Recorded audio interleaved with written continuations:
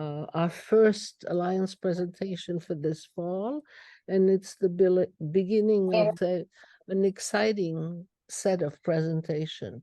Many of the people presenting will be members from the church, but not necessarily. So members of the First Church of Belmont Green Committee down in Cless, Priscilla Cobb, and Monte Allen will provide information and opportunities to participate in events and action that respond to the global climate crisis. But I have to say, you will notice that our church is represented in all kinds of actions for the world, not only for the world, but for the town where you'll be able to join. And so I'll let Downing, who's been a long-term member of the church, introduce himself and his co-conspirators. Okay. And I will just take a moment to introduce Monte Allen, Priscilla Cobb, who are very active. And what we are looking at this is we'll be talking together, going through in about 30 minutes what FCB Green has done and is doing, and then opening it up for discussion and Q&A.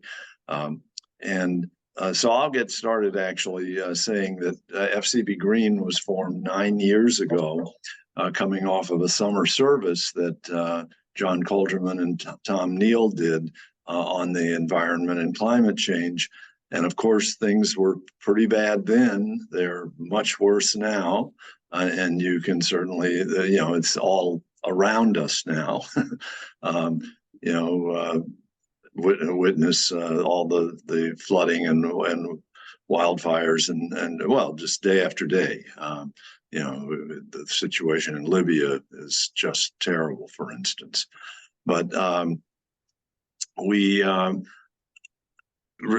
responding. We started as a way for our church to respond in our congregation, and we work on two fronts really, both what the church itself can do and the institution of our church, the building, and then also giving programs to help congregants make decisions about actions that you can take and as individuals. And that's been true really from the beginning.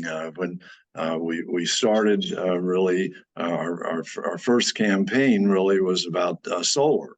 And we worked with Sustainable Belmont on solar, the solar initiatives to be able to solarize homes. But then we also did a big solar array on the parish hall roof and helped raise money for that. And the result of that, by the way, is that we've had a 14% reduction in our utilities bill. Wow, great. So and that over a number of years, you actually get the full payback for that, putting up the solar. And then, the next thing we worked on really was divestment. Again, that's something that individuals can do. We did provide some information on what people could do with their own portfolios, and in terms of working, and I'm still working with a lot of people on TIA CREF, which is my retirement fund, trying to get them to divest. They're one of the largest in the country, and they still are not divested. But the good news is that our church did vote to divest, and at a time when fossil fuels actually were starting to decline as a good investment. And so I think we've done well by that in terms of our finances. But secondly, we've been part of a moral movement and a growing movement worldwide that now back when we divested, I think that was around 2016, somewhere in there. There was about 15 trillion worldwide had been divested. Now it's at 40 trillion. I just looked it up on Google, and it really astounded me even that it's grown to 40 trillion. And about a third of that comes from faith-based institutions. Most recently, by the way, the entire Church of England, the Church of England divested a few months ago. And then, of course, a lot of universities, there was a big movement at Harvard, and finally Harvard divested. Took a long time, but that's a big chunk right there. If you take the Harvard endowment. So that felt that was a big thing we did. Then on the other side of the coin, we did just a lot of educational programming. Things initially related to our RE. We worked with children's classes, and and we've worked a lot with the youth group, and they are really charged up about this. And Monte and Priscilla will tell us some more about that as we move toward what's happening now. And then we've continued to work on the building in ways that we can try to become carbon neutral, which Monte will be talking about. And the first step with that was weatherization, and that got accomplished 2 summers ago. Or no, 1 summer ago, last summer. Last summer. There was a big project in making the insulation and tightening up the building, basically. And that's a first step. If you're going to do anything with, say, getting heat pumps or any kind of other ways we can not get off of the fossil fuel boiler that we're on, even with the fossil fuel boiler, we can really conserve a lot by tightening up the building and what's called weatherizing. So that's a little brief introduction of some of the things we've done over the last 9 years, and now in this last year we've really, had several foci, and one is individual actions, and Priscilla really got us going on the 11th hour. And I will turn it over to Priscilla to tell us about that and the climate responders.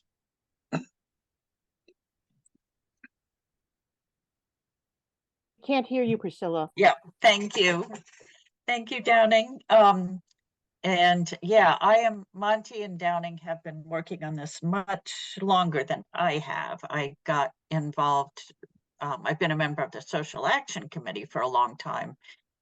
But really joined in with FCB Green probably 2 years ago, maybe, or even more recently. Anyway, it's been great to be part of the wonderful work that they are doing. And I have been less focused on the first front, being the church building, and more focused on how can we provide for people at our church who are so concerned about climate.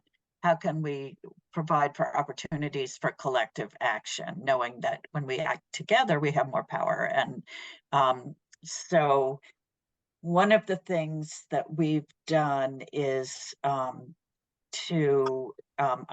joined from, Monte had been part of this, and then he introduced me to it, the UU Climate Cooperative, which is UU churches in this region who have climate groups, and that so we meet about, now it's I think once every 3 months or 4 times a year, and that way we can communicate from our different green committees or climate committees, and with Cambridge and Stowe and Concord and Bedford, and compare notes about what people are doing. And that's been really helpful and useful. And through that, I heard about an initiative called the 11th Hour, which is a national interfaith initiative, not specifically Unitarian, but that some of the regional churches have been doing. And that was to, on the 11th of the month of every month at 11 o'clock, to ring the church bells, 11 in the morning, to ring the church bells 11 times and hold signs, and just as a way of bringing attention in all of our communities to the urgency of climate. I feel like it also is helpful at our church just to remind people that we are a place that is acting together to address this issue, and hopefully might draw more people in. But not all of the churches that have done this have continued with it as long as we have, but Cambridge has also been continuing with it. We have, and I think particularly because we, as Cambridge does, have a very visible spot in front of our churches, it's felt particularly effective as a way to remind people in the town of the importance of this issue and keep it foremost in their minds. So we put a notice in the church bulletin every that just stays there, saying that on the 11th of every month at 10:45, we meet in front of the church, we bring signs. Sometimes people bring noisemakers or something, but mostly it's Chris or somebody will read a poem at the beginning, and then, or a reading, and then people take turns ringing the church bells for 11 minutes from 11 until 11:11, and then we have a closing reading, and then we disband. So it feels to me like it's a relatively easy thing to do and to continue with, but we'll see how, and so far every month, I'd say between 6 and 12 people show up. So we have a good group that feels that this is still continues to be a meaningful use of our time. So we'll see, but that has been, I think, has been a good thing to do. But we wouldn't want that to be the only thing that we're doing. So just to touch on a couple of other things that were sort of more outward looking. We had a panel last year with Will Brownsberger talking about heat pumps, with Jean Devine talking about native plants, and with Downing, you're gonna have to remind me of the name of the third person, but from Third Act, who was talking about investments, getting one's own investments out of fossil fuels by switching credit cards or switching banks and putting pressure on banks to divest. So that was a panel that we did, and the idea was to give people ideas about how they could take action in their homes or in in their own banking and in their yards. Another thing that we've done is we had an intergenerational conversation with the youth group, who are very concerned about climate, and that was I think very successful. We had, I think, about 8 youth who came, and there were about that many of us elders, and it was, I thought, a really productive conversation and about how we could work together. And they were very relieved that, one person said, that we weren't just saying, this is your issue to deal with because you're the ones who are going to be facing the worst effects, but we were saying, you know, how can we help you, or how can we work together on this issue? And out of that, some ideas emerged, and some of those I think we're going to be working on this year. We thought of a theme of food and plants in terms of working with the youth group. That was an issue they were particularly concerned about, to get more native plants in people's yards, including at the church and at the school, and working with Jean Devine. Also food waste and reducing food waste, and making, educating people about how the way that we eat and consume impacts climate. So I think that is something that will be sort of a theme for our work with the youth group in the coming year. And so finally, just we have a email group, which we started asking, we had at the coffee hour sign up sheet, and we just asked anyone who was concerned about climate and would like to be part of an email group to sign up. And what they were signing up for was to get one email a month, no more than one email, and it would have 3 or 4 carefully curated ideas for actions, and that people could take in that month. And it might be working with some of the partners that we have, Sustainable Belmont or UU Mass Action or Third Act. It could be going to a demonstration, or it could be signing a petition, or it could be contacting a legislator about a state initiative,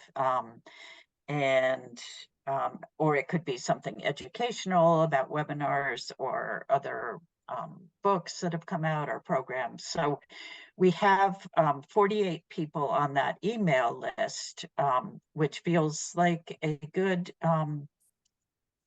response. It's a little hard to know how useful people are finding that, and what how many people are actually doing the actions or appreciate getting the email. Nobody has asked to be taken off the email list, but it's a little hard to judge. But one thing we have done is invite all of those people to come in person to a gathering on the 24th of September, to which everybody, you all are invited to, whether or not you're on that list of climate responders. And that we just wanted to have an opportunity to meet, especially those people on the email list, meet them in person and get feedback and brainstorm about other collective actions that we can be taking, and finding out if the email is helpful or how it might be more helpful, and other ways that we can act together. So, okay, sorry that's so long. Done. But it wasn't long at all. It was fine. I'll just jump in before turning it over to Monte and say that you all could contact Priscilla easily, and maybe she can, put it. Well, you probably have her email, or if not, she I'll put it in the chat. In the chat, exactly. And so if you wanted to sign up, this monthly email that she sends out, she chooses some really terrific things each month to highlight, and things that can be done, and petitions, etc. So it is really useful and simple, very simple, which is great. Talking about simple things, the other thing we've been involved with that Chris really initiated when he first got here as a minister with us is 40 for the Earth. And that's a yearly period of 40 days where people make commitments to something related to the environment or climate change that they as individuals or as families can be doing. And so that we've taken that on now for, I think it's 3 years. And this year we probably will give it a special focus, as Priscilla mentioned, on food and more sustainable ways of dealing with food, and also planting.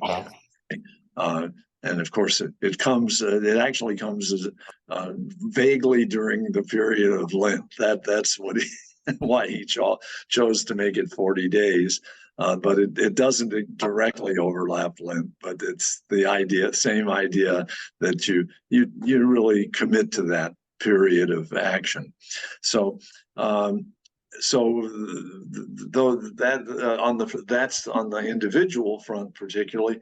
Monte will pick up on the most recent things we are doing and are continuing to do and will be doing for a number of years related to the building and carbon neutrality. So Monte, why don't you take away? Okay.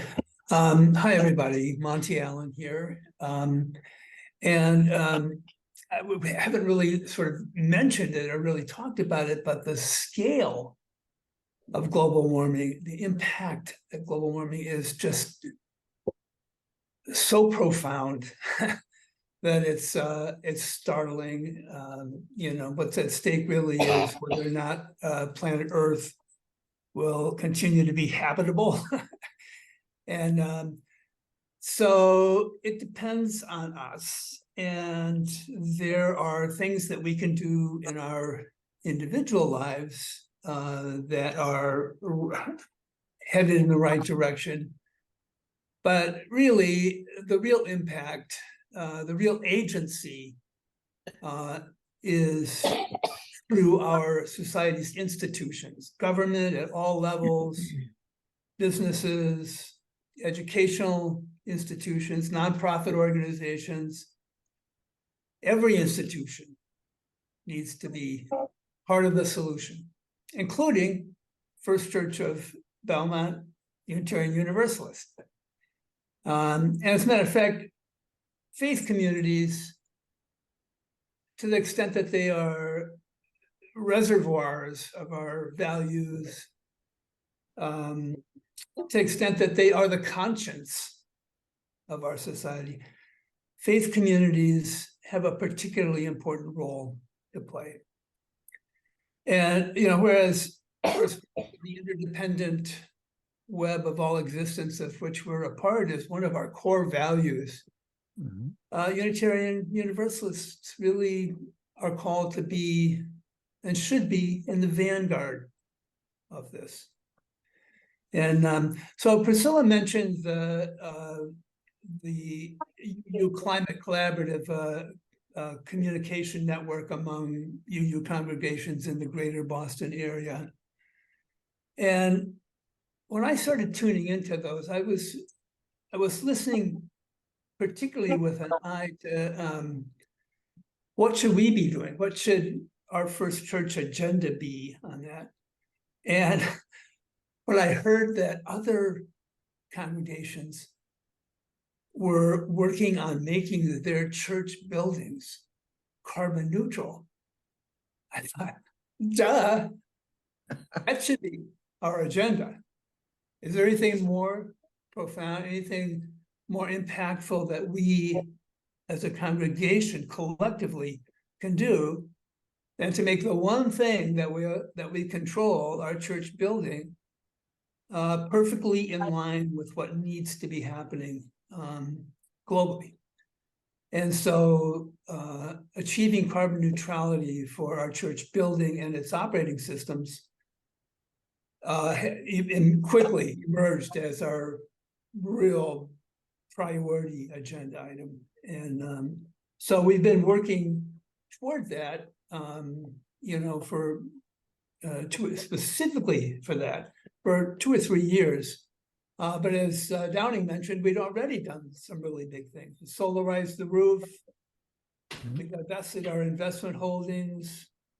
We weatherized the church building so that it is going to be not only insulated, but the envelope of the building is more tightly sealed, and all this with an eye to energy efficiency, which in the short run means using less fossil fuel generated energy, but in the long run means that we will just, as we rely on all electric based systems, they don't even have to be as powerful as they might otherwise have had to be, because the building itself will be more energy efficient.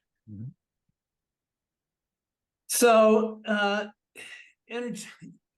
achieving carbon neutrality for our church, then what does it actually entail? Well, obviously, no initiative of that scale will move forward without the approval of the parish board, and the parish board proceeds prudently, as they should. And before the parish board could approve and really commit to an initiative to make the church building carbon neutral, they needed to have a sense of, so what would the work plan look like? What would that consist of? What would the costs be?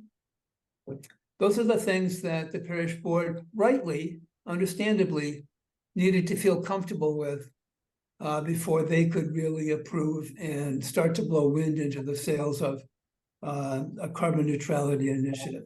So FCB Green, having brought the subject forward, gladly is taking responsibility for fleshing out what that work plan will be, and helping to inform the parish board and the finance committee what we can learn about what the likely costs of this will be. And so what FCB Green has done is to chart out a series of 3-year, 5-year work plans between now and the year 2035 for how carbon neutrality will be achieved by 2035. And as we learn more, what the costs that are associated with that are likely to be. So fortunately, the parish board and the finance committee recognize that at this point, we can say some things, but there's a lot that we can't say about what technological solutions will be available to us 12 years from now. And so we can't make decisions now about exactly what the systems will be that we will use to replace our current fossil fuel-based systems. But as the years go by, FCB Green is tracking this very closely and will increasingly be able to recommend specific technological solutions that we can install to replace our current fossil-based systems. And over the years,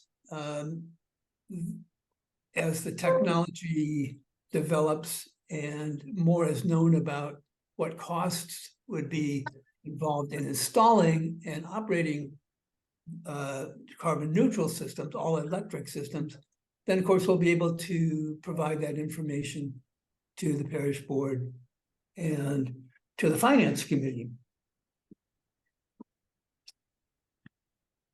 So anyway,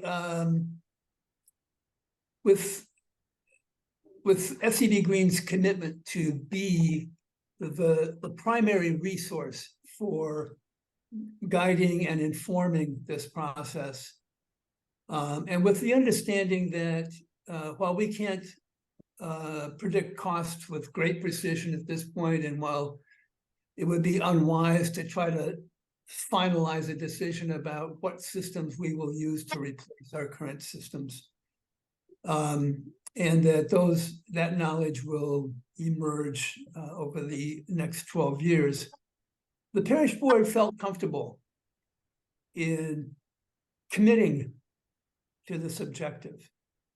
And Lori Graham announced at last May's annual meeting that the church is committed to making the church building carbon neutral with a goal date of 2035. The understanding being that FCB Green will be thought partners with the finance committee, thought partners with the parish board, so that we'll all be working together to accomplish this in the most prudent and financially feasible way. So that's kind of where we stand right now.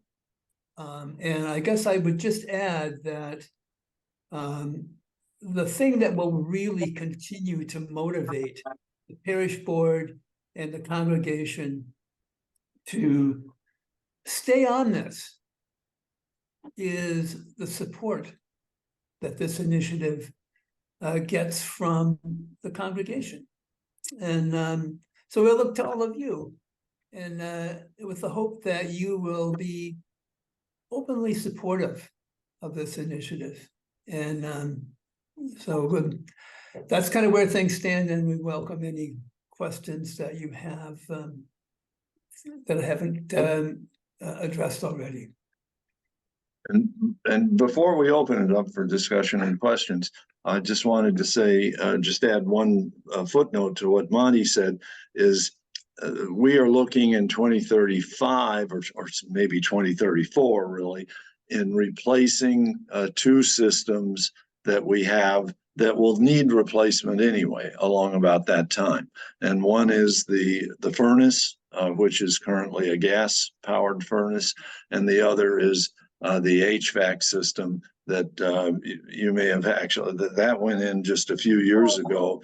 Jody Renoff oversaw a new system of ventilation, and that too will need replacement along about 2034, because these typically have about 15-year lifespans.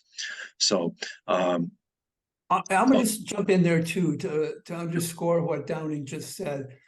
The most sensible time to make a replacement of a building's systems is the time at which the current systems have really reached their projected lifespans. And that's one of the reasons why 2035 is the goal date for this initiative for carbon neutrality for the church building, because that's the time at which the systems are going to need to be replaced one way or another. And the cost of replacing the system is a cost that the congregation will need to bear one way or another. And so the cost of replacing the current systems with all electric systems is not a whole additional thing. It's just one option for how to use the money that will be required to replace the systems, which will need to happen anyway. So that's a really good point, and I'm glad you brought that up, Downey. and another reason we chose, you've, I'm sure, read numerous other articles and things about the goals related to 2035 and then more broadly 2050, that numerous institutions and countries and the Paris Agreement, et cetera, have those years have taken on great importance. And I'm proud to say that we have phased out. Monty said we have 3-year phases that we're looking at heading toward 2035. And that's what the state of Massachusetts needs. It's what, for its roadmap that it adopted a year ago, it's what the country needs, it's what the world needs and doesn't have. I mean, because these institutions talk a lot about 2035 and 2050, but they don't say how you're going to get there, and without some mad rush at the in the last year or two. So if we need phased plans and phased planning, and that kind of brings me to the big picture. You can see we've worked on a lot of different things, but of course, climate change and the environment are very multifaceted.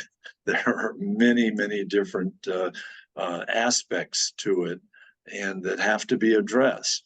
And we're really reaching, of course, a critical point now where more and more there's the use of the phrase climate crisis, climate emergency, existential crisis for the entire world. And so we are doing what we can here to address that. So I think this is a good point to open it up for questions and discussion.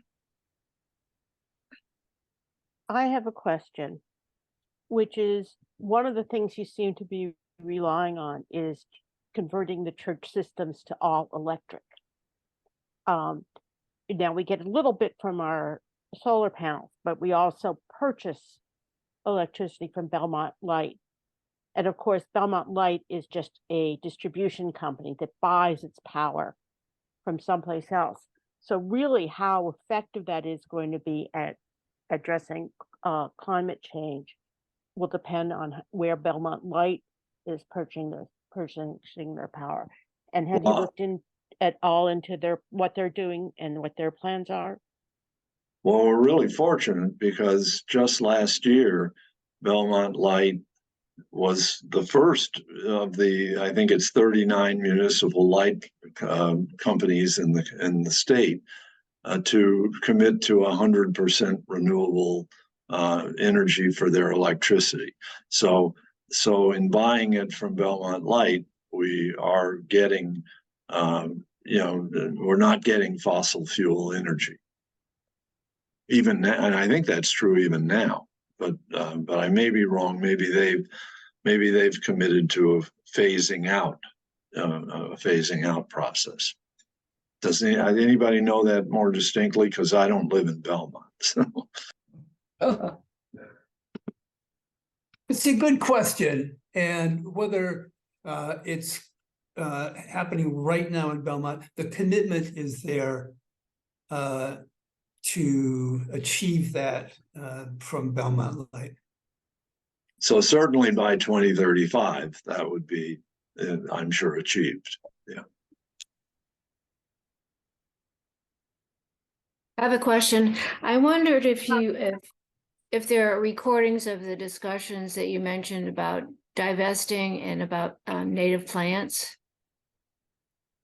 There were not recordings from that panel that we did last spring. So no, unfortunately. Okay, but just asking. yes, but you might, I'm going to put here the email site for Jean Devine, who I don't know if people know her, but she lives in Belmont and she is she's both has a landscaping business focused on native plants, and she does a youth program. And her website has a lot of the information that she gave us. Okay, great. And then in terms of divestment, Downing, maybe you can put in the chat a link to something related to that, or we could follow up later with that. But yeah, let me say Jean's website is fabulous. So it really does have most of even the visual information that she used in her presentation. And then for divestment, the organization you want to look at, there are two. One interesting organization for the Alliance folks, particularly, would be Third Act. Third Act got started by Bill McKibben, Jane Fonda, and a bunch of people about 2 years ago as an organization for seniors committed to action on climate change. And so if you Google Third Act, you will find their website, and then they're doing a lot of work, particularly related to divesting from credit cards. That with the big four, there are four big banks that are particularly committed to investing in fossil fuels, and that's Chase, Bank of America, Wells Fargo, and Citi. And those four banks have become, basically the target of trying to get out of them, particularly for your for accounts, getting accounts in smaller banks and more regional banks tend not to have fossil fuel, or if they do, it's a very small piece of their pie. Banks like, say, around here, like Citizens and Eastern, which are more regional banks. And so that was the emphasis of the talk that Priscilla mentioned was done.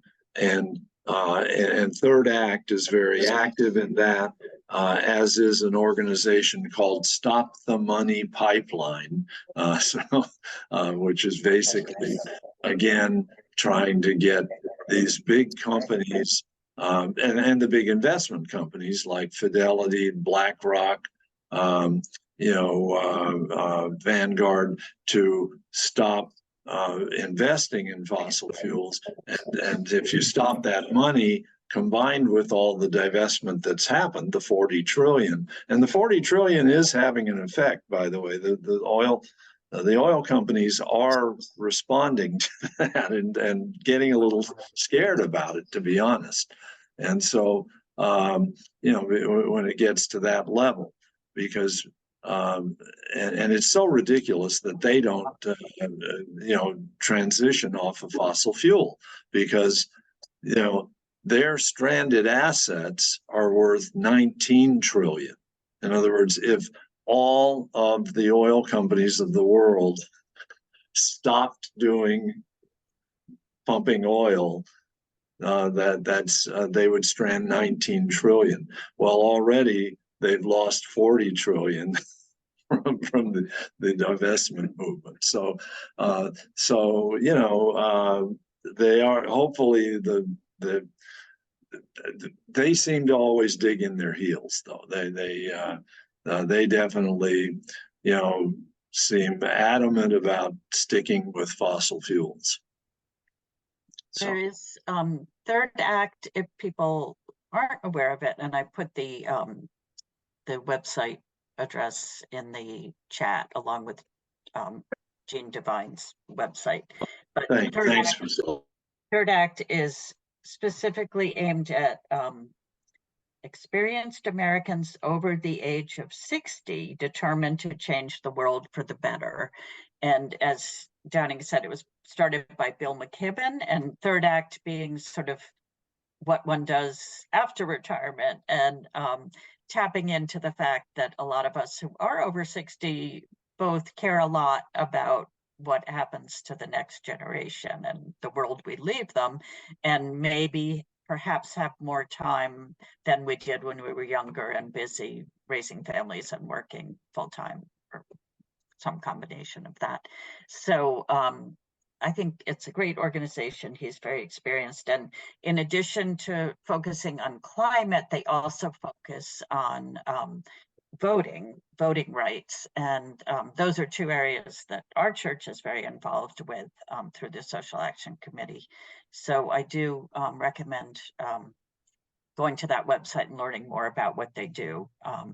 And the reason for the focus on voting, among other things, is just a recognition that really, for the change that needs to happen, we need to elect leaders to make this a priority. So, and we need to make sure all of our voices are heard, and at the voting boxes. So, and that just reminds me that on this Sunday, the 17th, there's a big climate march in New York City, and there are buses that are going from Alewife and from other locations around Boston. I know that there are people in Bedford who are organizing a local march. I'm not sure about if there's something planned in Boston, or if everybody is just putting their energy on going to New York. But if there's some of us who can't get to New York but could get to Bedford, I'm just going to put that information in the chat too, about where and when that is. So I do have a question for the three of you, and maybe others if you want to answer. I know that something that looks a little bit less important, but works just as well for many things. The high school right now is very involved, and I wonder if it would be possible, or is it? Do you have a connection with the high school? Because right now they're in the process of doing something that may be less ambitious in appearance, but that works very well, which is the greening of areas that are now useless around, I mean, small areas, a little at a time. That's my first question. And I have a second thing, which is actually my understanding is that the countries that are developing the most these renewable energies are actually countries that are selling the oil. So Saudi Arabia, Dubai, the EUE, they're the biggest grower of such research. And the interesting thing I have seen videos is that a lot of the people who do the research are women. And so you see them in the labs covered completely in white except for the face. And so there's a balance between the big oil companies and not, because they're the ones, some of them are the ones that are developing the renewable energy. I'm thinking of the voltaic cells, and China isn't. China is just is sucking up energy. So I'm just bringing that up. Can you answer this multifaceted? Just to respond to your first question, I agree that's really important what the youth are doing at the high school, and Jean Devine has been working with them, just so she has been guiding them. She has a whole pollinators, is part of that sort of pollinators pathway project that is connected to the work they're doing at the high school. So essentially to put native plants as much as possible and create more plantings in any green space that exists there. So it's wonderful. We're very lucky to have her as part of our community. And I know there are people in the youth group who have been working with her on that project at the high school. So those are sort of all connected. And I'll let someone else answer the second question. Monty, do you want to take a crack or not? I don't really, I'm trying to encapsulate what the question is. Well, I think it's the fossil fuel industry, I know worldwide, has at least committed to do research. In this country, part of what they get out of their constant federal subsidies is to be able to do research on renewables. But they really don't make the commitment that they need to. And so I don't know specifically about Saudi Arabia. I do know that's true of the big companies here like ExxonMobil. And in China, actually, China is actually, I think you're wrong about that, Nicole. China's the leading maker of solar panels, for instance, in the world. They do a great deal with solar and wind, but because of the size of their country, they are still very committed to burning coal, and how cold some parts of their country get. So how we get off of fossil fuel, how we phase out of it. I mentioned the importance of phasing. It's not clear. I don't know. I haven't seen a plan that China has come out with. We certainly do not have a plan, and that really shows how we're going to phase that out through the development of wind, solar, and even I have to say, I think nuclear is going to be, and still is, a piece of the pie. I mean, nuclear even now accounts for 20% of electricity. Keeping nuclear plants going during the phase out period is going to be, I think, very important. And then some of these possible new, what are called modular nuclear, small, very contained nuclear plants that run an entire,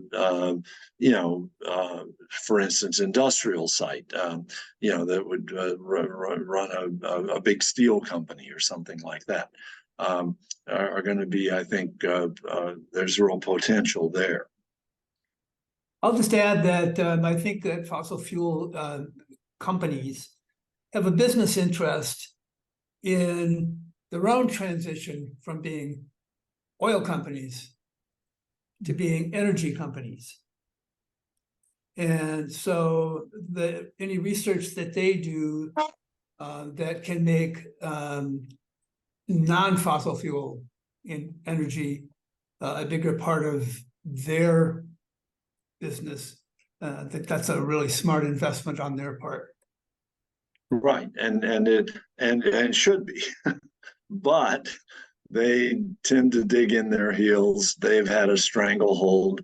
They have had they've had a constant campaign of obfuscation and obstruction related to climate change that goes back 30 years now, and that's pretty well proven.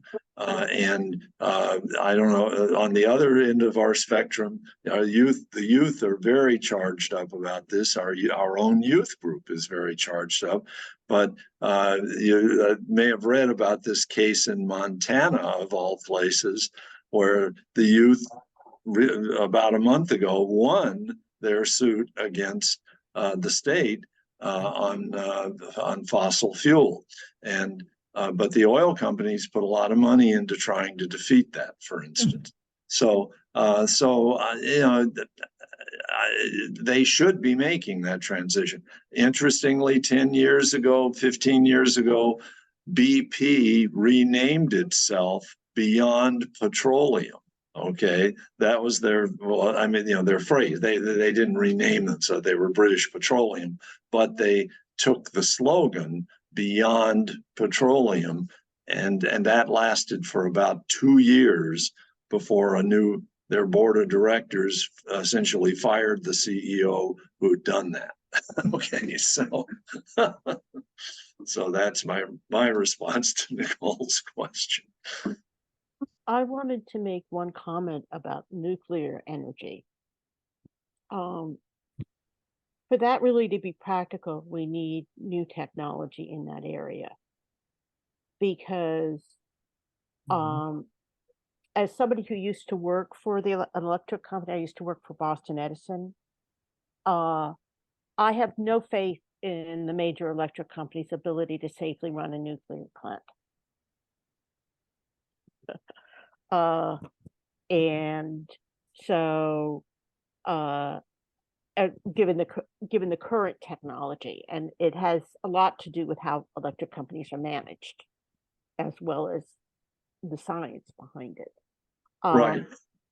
So, you know, we need practical nuclear fission. We need a lot of work in that field before that, in my mind, becomes really a viable option. Right, and when I talked about the modular nuclear, that's very in the stage of research and development at this point, but with real promising results. You know, but the Department of Energy, there's a lot of grants going in that from the Department of Energy. There's a lot of work down at places like MIT. And then on an even larger scale and far more developmental for the future is fusion. Okay, and fusion has the advantage of not having waste, for instance. You know, but there've only been a few small breakthroughs there. The modular nuclear is on its way. I mean, I think it has potential. What I think is not very realistic, you know, and even China, I think, has gotten into trouble with it. Germany's, you know, got problems with it. Is the big nuclear plants? First of all, it takes at least 10 years to build one. And that's one, and the cost is phenomenal. You know, and then, as you point out, Miriam, there are all the safety problems, and the maintenance, and et cetera, et cetera. The only one built in this country recently was down in Georgia. It had a huge cost and time overrun. I mean, it was years behind and way over budget. Yeah, so I just don't see that as a practical solution. But trying to keep the existing ones going as long as we can is probably a good thing for while we move toward other forms of renewable energy and the modular nuclear. Yeah. UU Mass Action this week had a webinar on nuclear power, and I just emailed that to you, Miriam, the link that was recorded. And they're doing a couple of other webinars as well. And Downing has that information. Yeah, these are excellent webinars. Thank you for putting that in the chat. They really are fabulous. 350, the organization I'm particularly involved with, other than FCB Green, is 350 Massachusetts. And 350 Massachusetts and Elders Climate Action, by the way, is another. Elders Climate Action, in addition to Third Act, is another organization oriented to seniors that you may want to look into. And Elders Climate Action and 350 Mass are sponsoring these 3 webinars. The nuclear one just happened and it's a good one to watch. And I think the recording is now in the chat. And then coming up next Wednesday, is one on the green banks. The green banks, and Maura Healy has actually started by executive action a green bank for Massachusetts. And then I've forgotten what the third one is about, but anyway, it's all in the chat there. And these were done as a memorial to a fellow that I worked with a lot in 350 Mass who lost his life to cancer, Larry Rosenberg. So yeah. I actually wasn't able to put it in the chat because I want to thank the committee. You've really done a wonderful job of keeping people informed and taking action. I have one question about food waste. Which I'm embarrassed to say, I tend to waste a lot of food. So I really have to learn better how to shop and do portions. One friend of mine says that she is getting food waste picked up at the curb, but she has to pay for it. Mm-hmm. I just wondered if it were a possibility it could be picked up along with our other trash, etc. Or if anyone has heard about that. Food waste being picked up. Keep working on it. I think here in there are 1 or 2 towns around here. I think maybe Lexington, maybe Arlington. I can't remember. That now are actually contracting. I think it's Lexington with Black Earth, and the name of the company that typically does the composting is Black Earth. But you can definitely get Black Earth at not much cost to pick up. You have a little container that you use every month. Every week, and they come around and pick up the container. And so the company's name is Black Earth. I just put the website in the chat too. I'm so sorry that I have to leave now, but I've really enjoyed being part of this discussion, and hope that anyone who's interested would like to join the email will send me an email message to join the climate responders email list, and also just reminding everybody about the event on the 24th of September. And sorry that I have a previously committed engagement, so I need to leave. But Thank you thank very you. much. Well, thank you, Oh. Priscilla, and these monthly things are wonderful resources, and Priscilla keeps track of these resources fabulously, by the way. Thank you, Priscilla. Thank you Yeah, very much. Take care, yeah. Priscilla. yeah. To follow on what you were saying with Black Earth, Downing, Kathy, Lynn, and I, we were reminded that years and years ago, outside every home, there used to be like a little, there was a hole in the ground and Yeah. something. And I'm sure the old people like me, and well, you're all younger, but we used to leave that inside, all the stuff, we put it inside, and it was picked up at no additional cost. Yeah. And it So was I fed to wonder- the pigs. Pardon me? It was fed to the animals. Yes. It was called wet trash. You had dry trash and wet trash. Yeah, and I remember that as a kid too. That I we wonder if- separated out our wet trash, essentially, our all that was would be able to be composted. Yeah, so Well, I wonder if rather than trying to reinvent the wheel sometimes, Yeah. we didn't look at what was done earlier and get some kind of suggestion Nicole, from I that. think the incentive has changed because it was done. I can remember as a child in Belmont having this separate collection of wet That's what- trash, yeah. but there were animals that it was being fed to. So what paid for it, I mean, this town could sell the wet trash as pig feed. Well, Mm. And Okay. so that paid for it. I mean, it's all financial. It's all Well, financial. Actually, And now they don't have that schools- end use.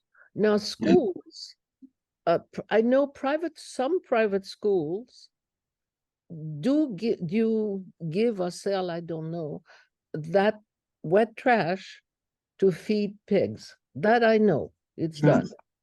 So maybe our schools could do it, I don't know. But that's not my specialty, but I do know that some schools do it. I know at least of several private schools who do that. Because Just to pipe in, I use Black Earth. It's like the other part of it is that they give you compost, a certain amount of compost in the spring as part of your contract with them. And I've been happy with them. Yeah, they do that in Rockport too. They collect it. The company that contracts in Somerville is called Garbage to Garden.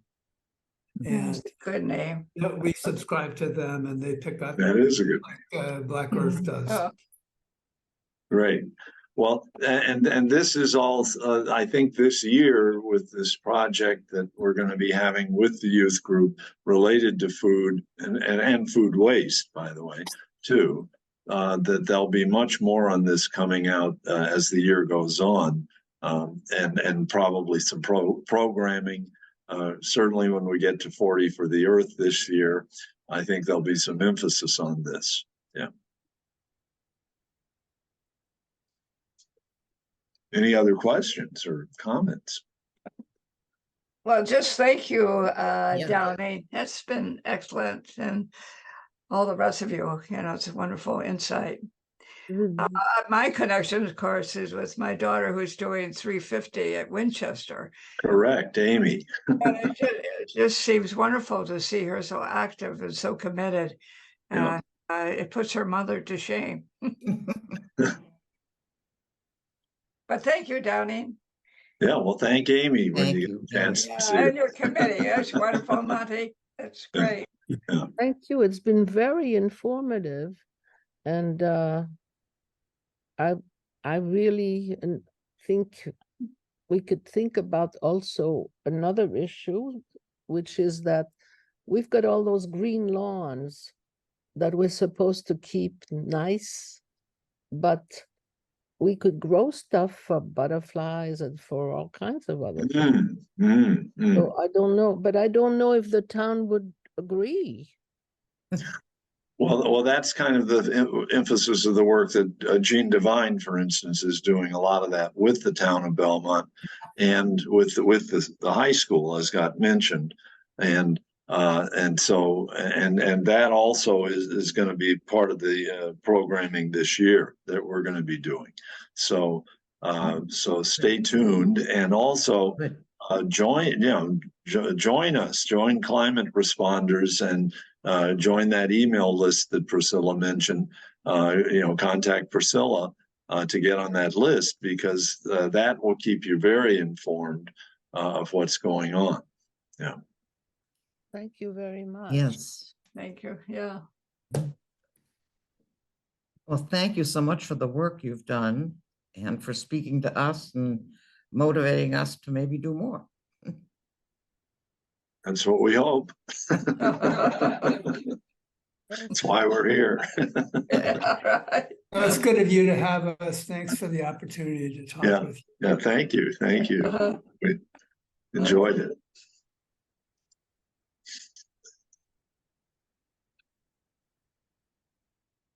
And I think that's it, right? Yeah, I guess we're Okay. ending. So, Miriam, Have a good day, all. so everyone have a Thank great you. day. Thank you. Thank you. Good- Bye-bye. good- see you good on meeting. Town Day. On Town Day, there will be a lot of things to look at, and Absolutely. That's I'm glad you mentioned that, because isn't that coming right up in Belmont? Sunday. Yeah, Sunday. Sunday. Okay, so go to Town Day and you'll Gene Devine will probably be there, for instance. I know Will be there. And Will be there, and I'm sure he'll be taught. He's got a lot of info on heat pumps. So yeah, that's a really good suggestion, Nicole. That go to Town Day this if it doesn't get rained out. Yeah. Yeah. Okay. All right, Okay. so long, all. Take care, everyone. Bye. Thanks for having us. Bye.